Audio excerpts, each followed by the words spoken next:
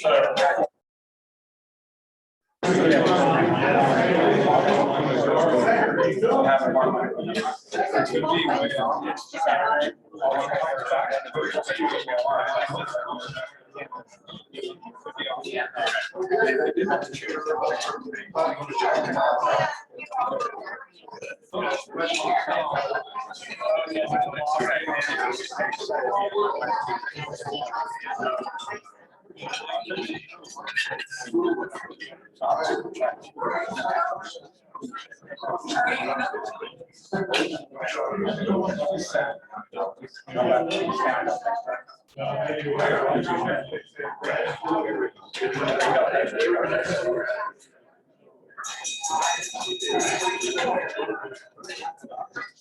like to welcome everybody to today's meeting.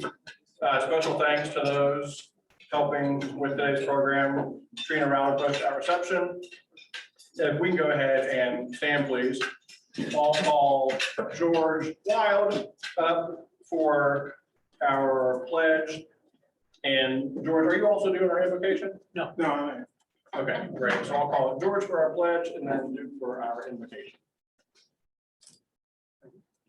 Pledge allegiance to the flag of the United States of America and to the republic for which it stands, one nation under God, indivisible, with liberty and justice for all.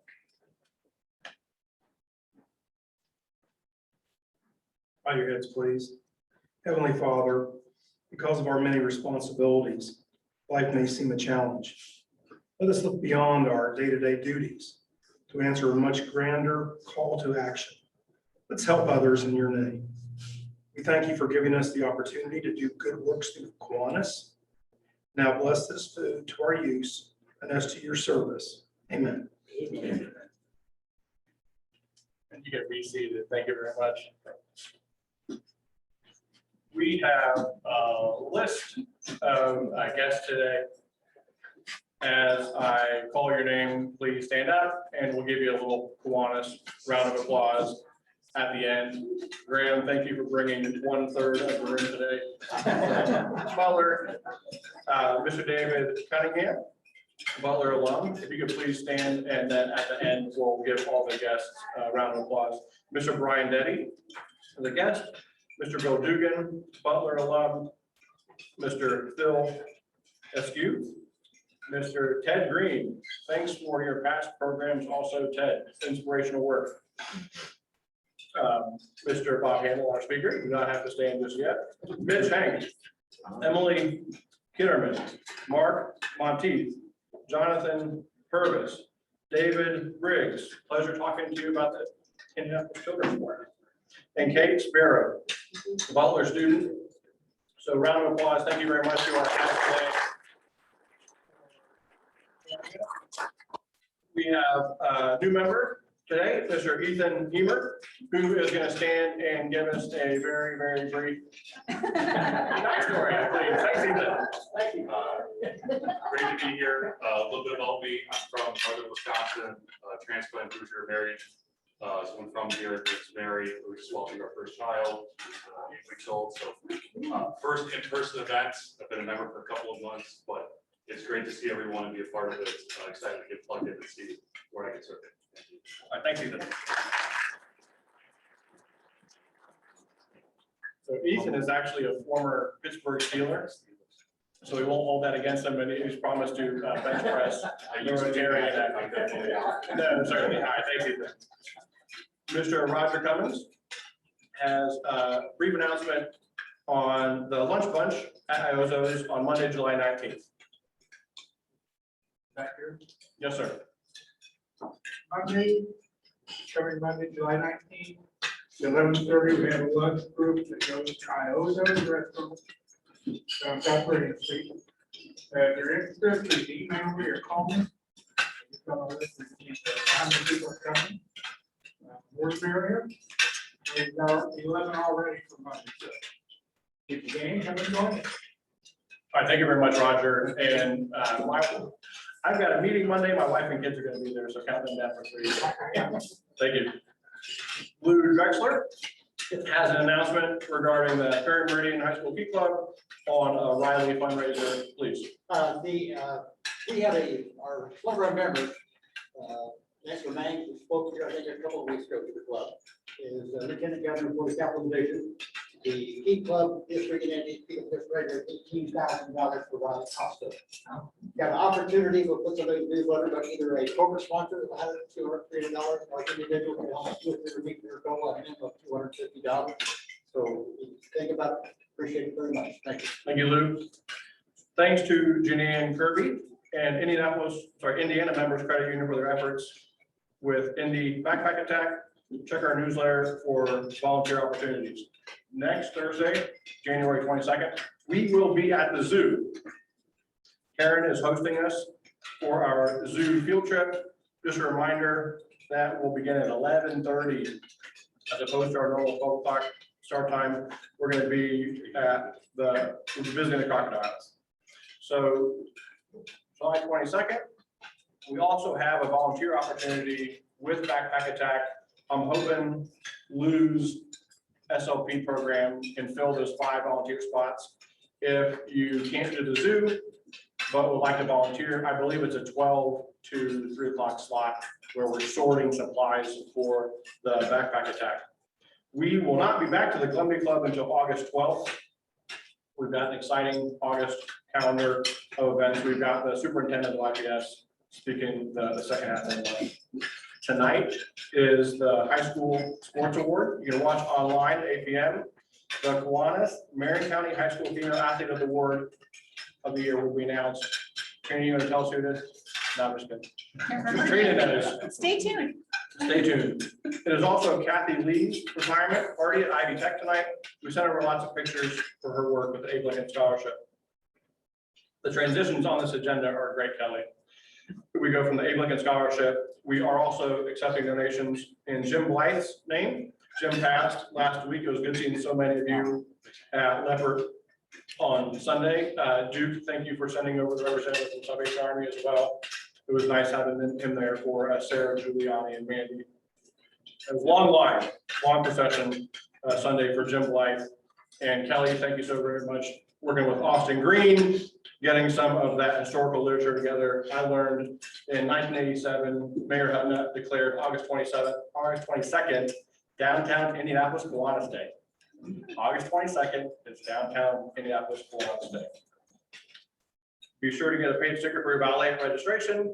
I'll call up Emily Kitterman, who is going to talk about PlayWorks in the end.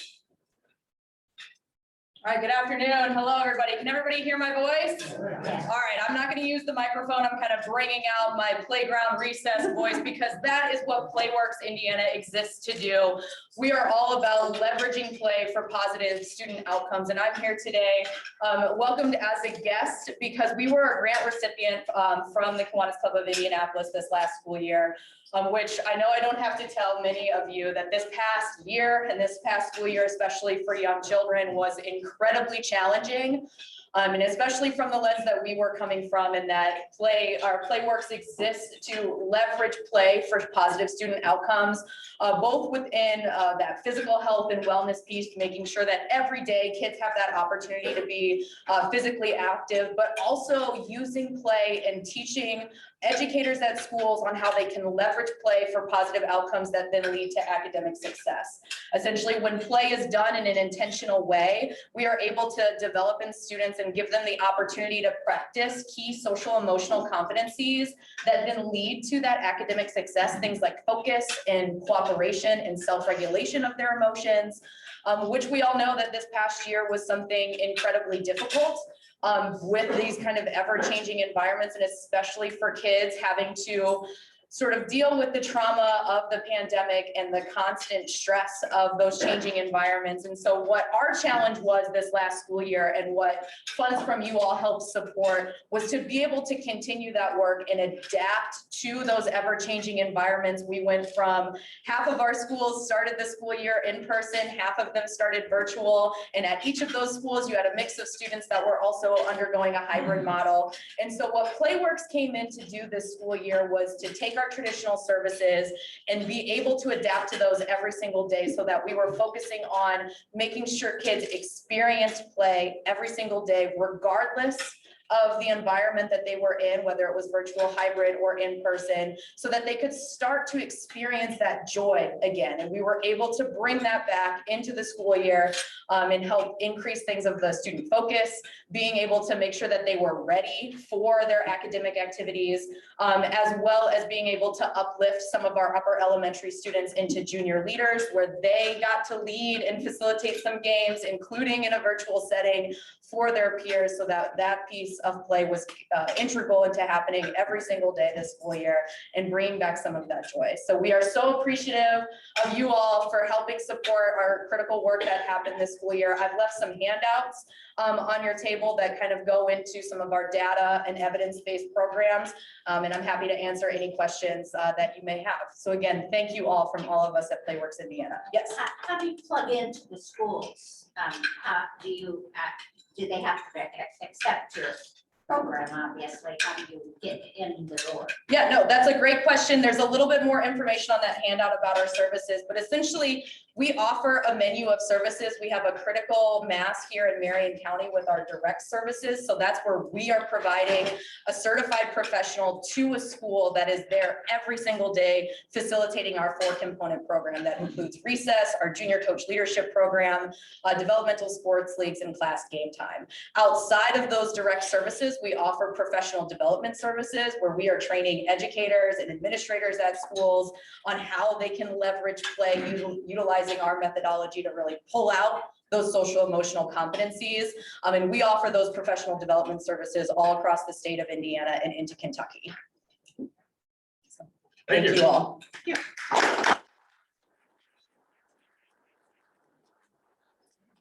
Call Mr. Graham Honaker to the podium, introduce today's speaker, Mr. Bob Hammel. The one part of the agenda I'd like to clarify for next week's meeting at the zoo, today is the last day to register. If you haven't registered, yourself, your neighbors, your coworkers, your friends, your family. Today is the last day to register for next week's meeting. Turn over to Graham. Thank you. Hey, good afternoon, everybody. Better than that. Good afternoon. Great to be with you. I think we may have missed 2 guests. Mark Monteith. Thank you. Okay. Did he get you? Michael Lofton, my colleague here. Still trying to get him to be a member, so if you have. This is a really special introduction for me. I've been a Kiwanis now for 20 years, given a lot of introductions. Probably one of the more emotional and favorite introductions I've ever given. And that's to introduce, he's going to be mad at me for all the praise I give him, but an Indiana legend, which he is. He's a true Indiana legend, introducing Bob Hammel. And before I go through his accolades, which are numerous, I want to tell a quick story. When I was 15 years old, and those of you who know me well know I'm an absolute basketball junkie, and I was like that when I was growing up. And kids, when they were 15, were maybe trying to land a date. You know, they were nervous calling someone, and I was looking for a book that Bob had written and nervously called him down in Bloomington. That probably again tells you what a big basketball fan I was, but also probably tells you a little bit about my social life as well at that time. But I was looking for this book, Night with the Hoosiers. It was written about the 1975 Indiana team that should have won the national title, had Scott May not broken his arm. And I called him, and I think he thought I was an alien or something, this kid wanting his book. And he said, we don't have any, you know, and by the way, there are some of his books back there. He brought a couple of his new autobiographies for sale, $25 each. But the other books, if you're interested in them, don't take those because they're signed by Bob and Coach Knight. Those are mine. Please don't take them. But we can get you any book you want if you send me what you're interested in. So I want to give you just a couple of his accolades. And if I gave you all these, we wouldn't give him time to speak. But in 30 years in Bloomington, Bob Hammel 16 times was named Indiana Sports Writer of the Year by the National Sportscasters and Sports Writers Association. 4 times he was named the winner of the Indiana Sports Writers and Sportscasters Corky Lamb Award. In 1990, he was selected to the U.S. Basketball Writers Hall of Fame. In 1995, received the coveted Kurt Gowdy Award from the National Basketball Hall of Fame. In 1996, he received the Indiana Basketball Hall of Fame Silver Medal Award for distinguished service. He's also been awarded the Burt McCrane Award by the College Football Hall of Fame and the Jake Wade Award by the College Sports Information Directors of America. Again, I could go on and on. He's got one blemish on his record, and he is responsible for the book that I wrote. My book never happens without Bob Hammel. Again, from that inspiration of being a 15-year-old and reading his works. But when I called him a year and a half ago and I said, I think I've got an idea for a book, will you help me? And he said, yes. And that book is never written without Bob Hammel. By the way, my book is available on Amazon. $23.95. I did get in trouble with the book though, because when I did the acknowledgements, at the very top is the first paragraph is all about Bob Hammel. And my wife saw that. It was like, wait a second, where am I in the hierarchy? Bob has been married since 1958 to the former Julie Sauerwein. They have 2 children, Richard, a physician in Cincinnati, and Jane, an elementary school teacher in Bloomington. And I'll conclude the story. This is how sharp his memory is and what type of person he is. A couple of years ago, he goes, Grandma, got something for you. Night with the Hoosiers. 25 years later, it just happened to be signed by Bob and Coach Knight. So it is a great, great honor to introduce Mr. Bob Hammel to you.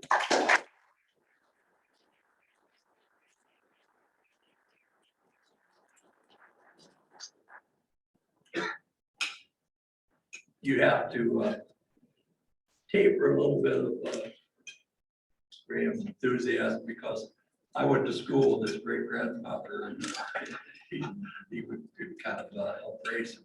But it's really, and I'm not sure what it is, an honor to be in front of this group. I've known watching for a long time. Your lunch, your 5-4 luncheon with the high school coaches was one of the real true events of the former state tournament week. And that's the last time I've been at one of your meetings. My late brother Jim was a coach at Lafayette Jeff and at the 1996 5-year 5-4 luncheon. I was there and enjoyed it very much. So thank you for the invitation to return. At 84, I'm at a lifetime point when a lot of names get hazy, but a particular name can flood my mind with memories and visions of what that connotes. Most of you, this will require remembering history books. As I say, a few names, and particularly if you're old enough, notice your own instinctive thoughts that name triggers.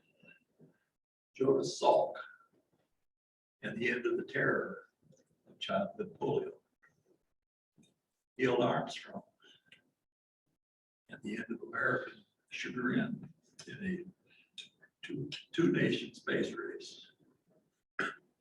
The Ariels, the end of our delusion that assassination stopped in America in the 1800s. Emmett Till and Medgar Evers and Cheney, Warner Goodman, Martin Luther King, and Rosa Parks. The Rosa Parks moment. That's what history calls the unplanned moment, when a 41-year-old woman in Montgomery, Alabama, refused to give up first seat she had taken on the bus when the driver told her, because of the color of her skin, to go to the back of the bus and stand up. That single action by one person led to her arrest. That was December 1st, 1955, that led to her arrest and ultimately wound up in the Supreme Court.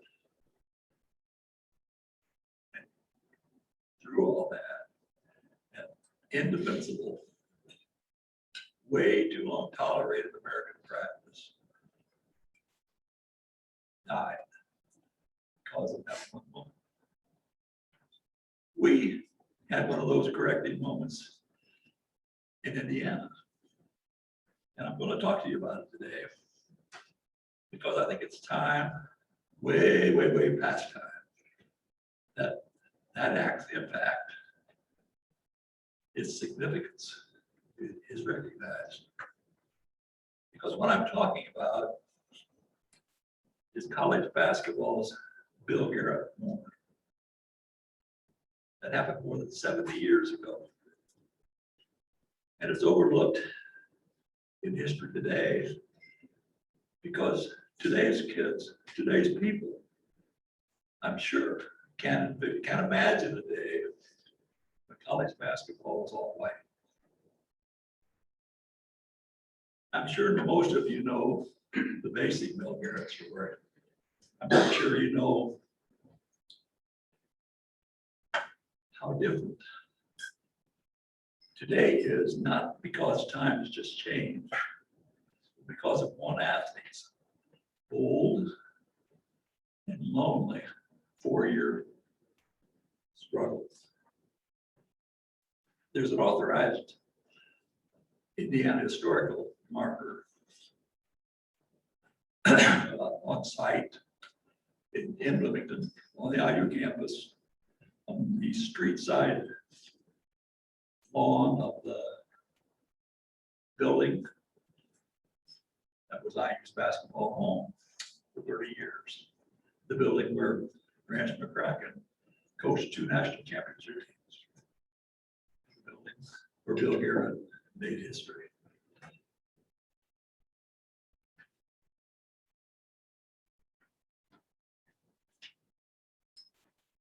It's not easy to get one of those historical markers. You have to go through the state. They have to first of all, acknowledge that there was true history said on this at this point, and then they supervise what we say on that marker. So it's challenging. Well, the man who got that all through was Tom Graham.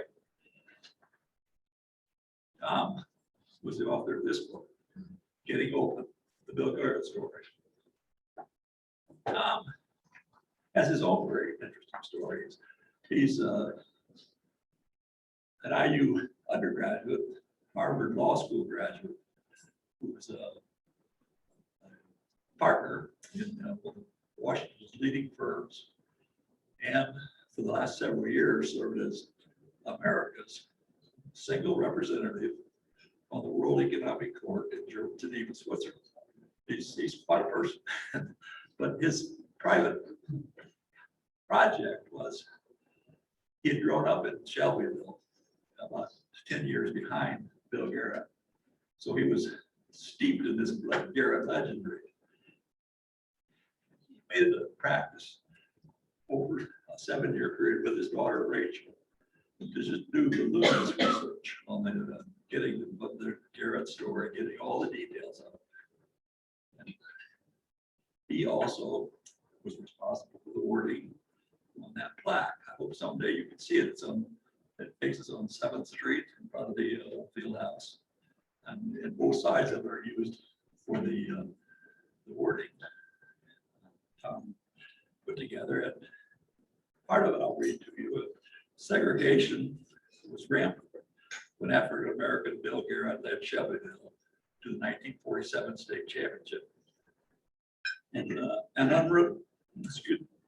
unwritten rule are blacks from Big Ten basketball.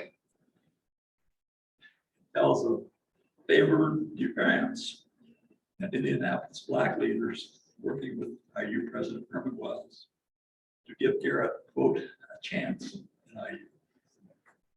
It tells of the successes on and off the court that followed. When the marker went up, the name on that still in use building behind it. Couldn't have been, had a more ill-fitting name. It was named for its segregationist trustee who had served IU a long time, but made some totally unbearable comments, particularly for a building which Bill Garrett wrote Big Ten's color barrier. That name has since come down. And the building is Bill Garrett Fieldhouse, which is a tidy way of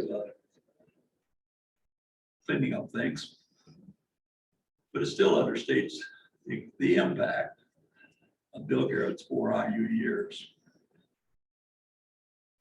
An unwritten rule barred blacks from Big Ten basketball. The black on the marker says. Well, it certainly did that. But like most of you, I thought that keeping the Big Ten basketball white was the extent of the unwritten rule. Turns out that little piece of silent racism didn't just affect basketball. From the 20s through the 30s and the 40s, its ramifications touched all major sports. And it definitely wasn't just a Big Ten thing. For more than 30 years, it had basically shut basketball off blacks in all major conferences across the country.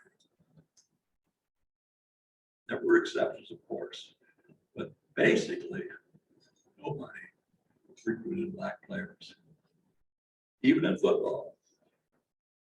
IU and other northern colleges occasionally, since the 1890s, I had a black player on the roster, or 1 or 2 or perhaps 3.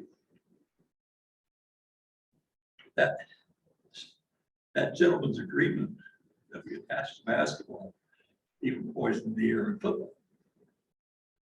For example, in 1932, Mississippi State played a game at Bloomington.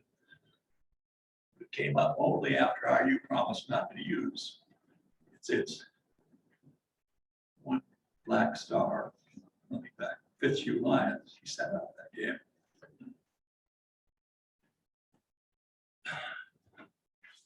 Similar incidents brought Big Ten football give-ins on 4 other campuses.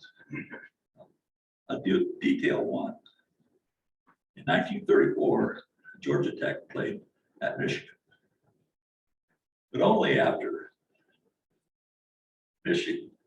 Tech played that gentleman's agreement card, and Michigan agreed not to use its one black player, who was a very, very good player, a track and football star named Bill Ward. When Michigan students, the week of the game, heard about that Ward would not be playing and why, more than 1,000 demonstrated angrily. Football captain threatened to quit. The football captain was Gerald Ford. But the game went on and Ward didn't play. At least 3 other Big Ten schools were involved in similar cave-ins to Southern demands just to get a football game in. Even track in the league in the era of World Olympic hero Jesse Owens was touched with marked by these kinds of we won't comment. I'll go outside the Big Ten to show you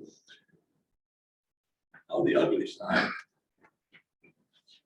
discrimination, popped up in college basketball north of the Mason-Dixon line.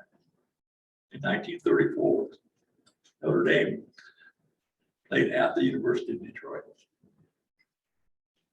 Notre Dame coach George Keegan learned just before the game that Detroit had a black starter.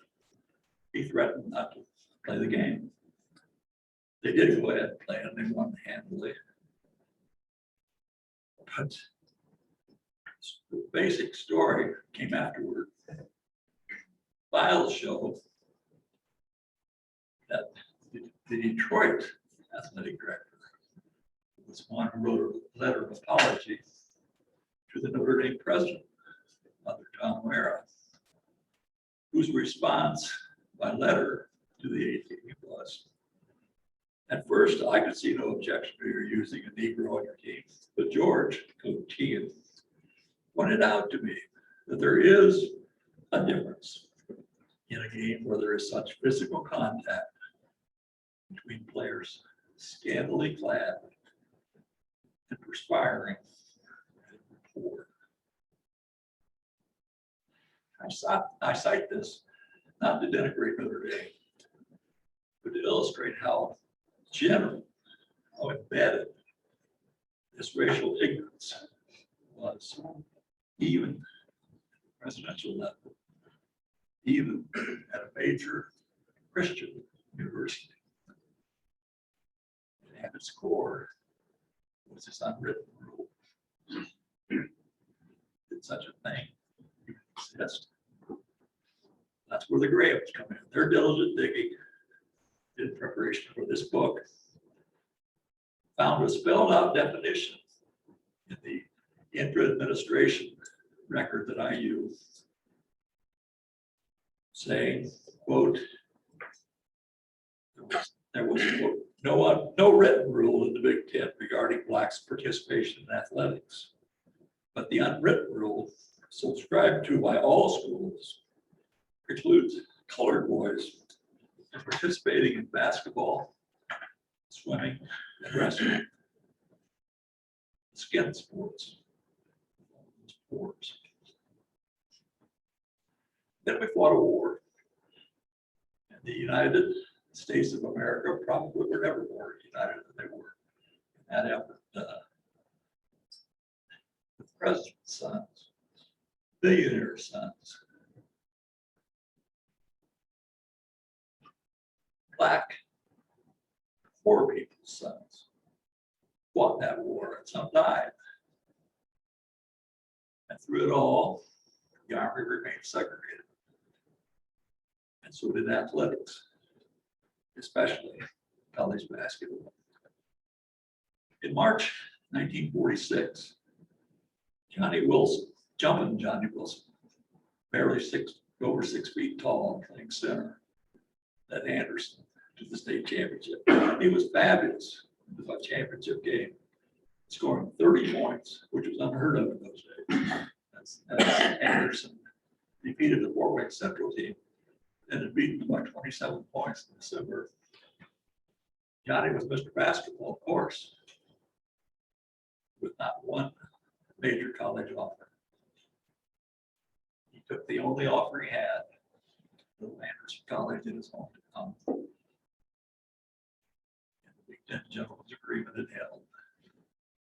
So that very month of his triumph, baseball begrudgingly opened his door in the minor leagues to Jackie Robinson. Next year, an almost identical thing happened at the state. Bill Garrett, maybe 6'2", playing at center for Shelbyville in the second afternoon game, took on the #1 ranked team in the state, the Chicago Washington, which had a 6'5" center named Ray Gillis, who was eventually the Big Ten scoring champion at Northwestern, played in the NBA. That day, Bill Garrett outscored 25-16 head-to-head, and Shelbyville won by 8. About 4 hours later, Garrett and Shelbyville went against the #2 ranked team in the state, Carroll Garfield, which had a chance in that game to be the first unbeaten state champion. And it also had as its dominant player, 6'9" center, light developed, future all everything, national scoring champion of Kansas, the MVP of the Final Four. Kansas won the NCAA championship. 12-year NBA player, Hall of Fame player. He was a marvelous basketball player. 6'2" Bill Garrett's opposition in that championship game. Big Clyde did score 25 points, but fouled out. Garrett scored 21, and Shelbyville won the game by 10 points. Forget color for a minute. Think of what that undersized center accomplished in that one day. It's a matter of maybe 6 or 7 hours. Consider the player. He had the sole responsibility to take on offense and defense. Consider the team that he led his team to beat. I've seen a lot of tournaments. I've been around Indiana basketball as long as I can remember, which is declining in my years, but it goes back a long ways. And I think of Oscar Roberts, I think of George McGinnis, Bobby Plum, Damon Bailey, golden names who were just phenomenal in that final championship day. I would have to say what Bill Garrett did was number one among all. That was truly historic. And he left the arena that night. Never had one major college home.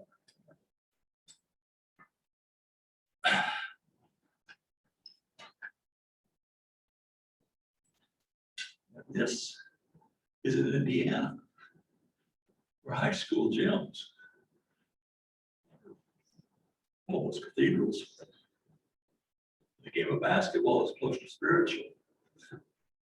And Hank Butler Fieldhouse, as we knew it then, of those final days, was as close to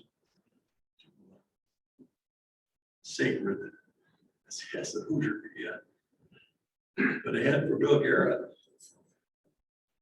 was a 4-year path, like the second verse of the spiritual. I'm sure he knew. I'm sure all of you know. Verse that says, we must walk that lonesome path. We have to walk it by ourselves. Nobody else can walk it for us. We have to walk it by ourselves. In September 1947, Bill Garrett actually was on the campus at Tennessee A&I, an all-black school, when Mr. DeFrance, President Wells, and others, but primarily those two, worked out an arrangement where Bill Garrett would get a chance to make the team at Indiana. He left 4 years later. First team, Sporting News All-American Center at 6'2", the last of those. He left with IU's career scoring record, and he left with a degree. And finally, he also left the door starting to open for other black athletes around the Big Ten across the country. That didn't happen until after Bill Garrett graduated from IU. Spotlessly, which was important as basketball. It's obvious now that from Bloomington out in all directions throughout the Big Ten and the country, for 4 years, eyes at every school were watching what Bill Garrett did. Forget the basketball part. Imagine if Bill Garrett had been a bum. Imagine if he had, imagine if he, atypically among IU students, had been arrested for public intoxication.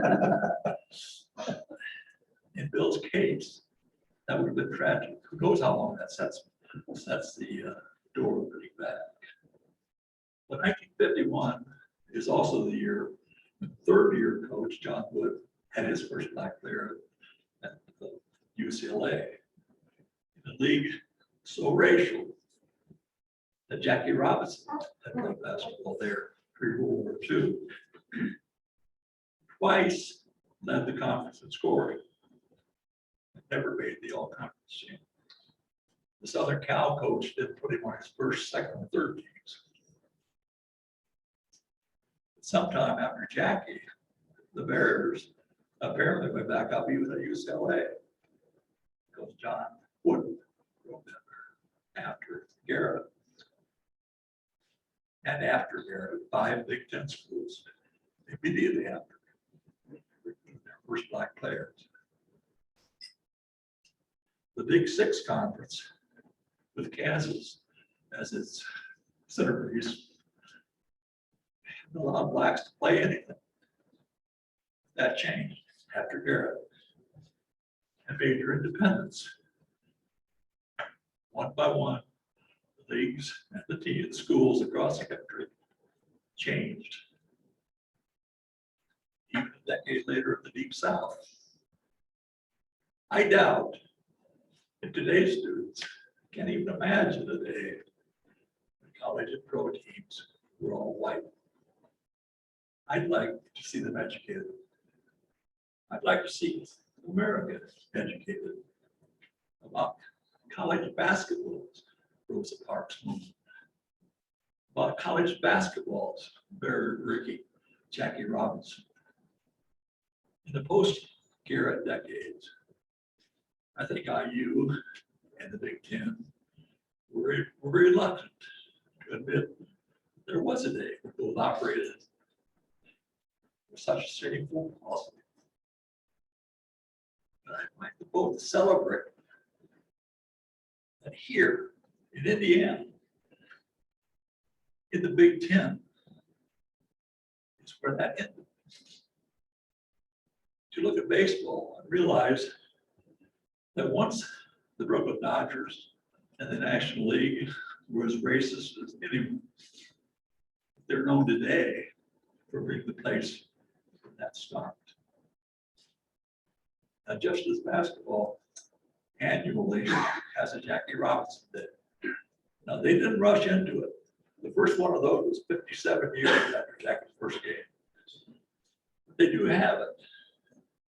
And I think that's an example that we Hoosiers need to follow. To remind ourselves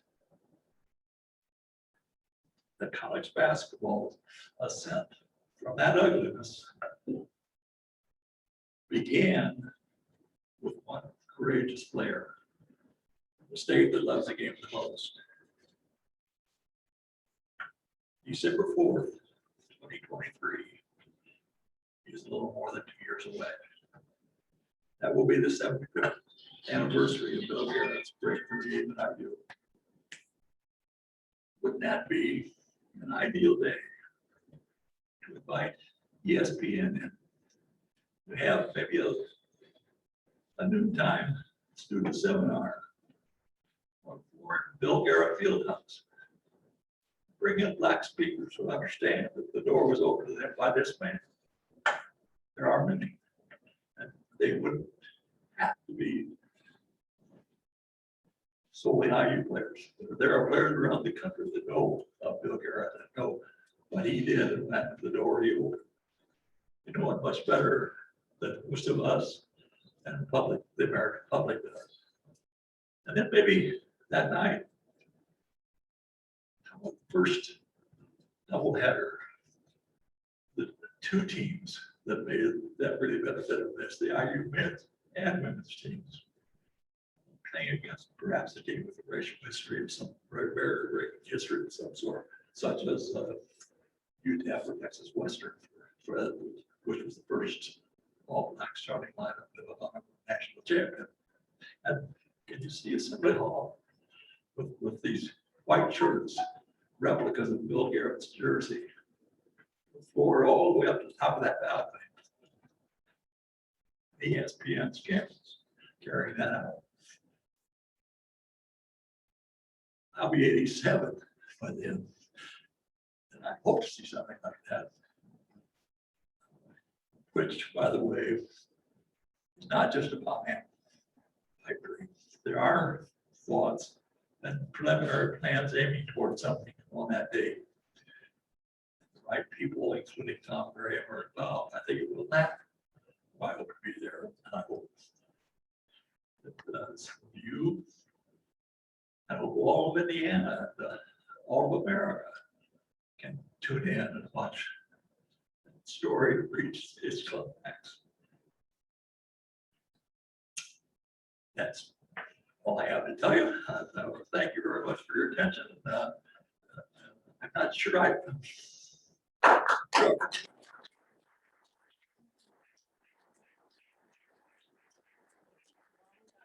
For a couple questions, I want to thank you very much. I think if you had grown up being a surrogate uncle of mine, my tempo of speech delivery would have been a bit more measured, as opposed to blurring everything together in one word like I have a tendency to do. So we've got time for a couple of questions. I saw one down here. Yes. I was fortunate to see the 1946 state championship games, 46 and 47. Also, Johnny Wilson, he told got 21 points. One of those points was scored when he was flat on the floor, right underneath the basket. Everything he was touching that night went in. Yeah, it was- But he was saying. And another, in the Bill Garrett, in the afternoon game, Emerson Johnson, who also was a black boy, a little black boy, I think outscored Bill. Well, that was a championship game. Was that the championship game? Yeah, he had 12 field goals, and the reason was because Garfield had played Shelbyville in the season. They knew what Garfield could do. They put the sang their whole defense back on. I missed that bit. Pepper, the basket was, so that's why Bill Garrett had just 21 Yeah, points. 21. But Johnson had Great. 27, I think, and the career high, but he was wide open. Everybody was guarding Garrett. I saw where Bill Garrett Jr. or third was playing for DePaul the last couple of years. He's assistant Yeah. coach up there. He's the assistant coach now, and when he came to Butler, I remember fans gave him a great ovation. As the grandson, wasn't he? The No, grandson? that's Bill Jr. That's his son. Okay. Bill died at 45. It was So this is the a son that tragic thing. he's playing. Bill's son was an assistant, maybe still is, and then the grandson played for The DePaul. grandson is. Yeah, he played there, yeah. Bill Garrett son the third. was assistant. Okay. The family came back for that dedication. Yes, It was I saw a them. Very nice day. One more question, and then Now, we'll close it. I'm not booked anywhere, so I want you to feel free to leave. But if you want to stay around and ask any questions, feel free.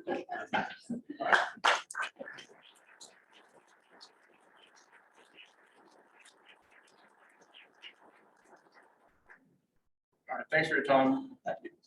I am gonna give you a gift certificate. A donation has been made in your name to 913 Sports, where we're getting kids cycling who may not have otherwise been able to do so. So thank you very much for your presentation today. Graham, thank you very much for lining this up. Again, we will not be back at the Columbia Club until August 12th. Please join us next week at the zoo. We are adjourned.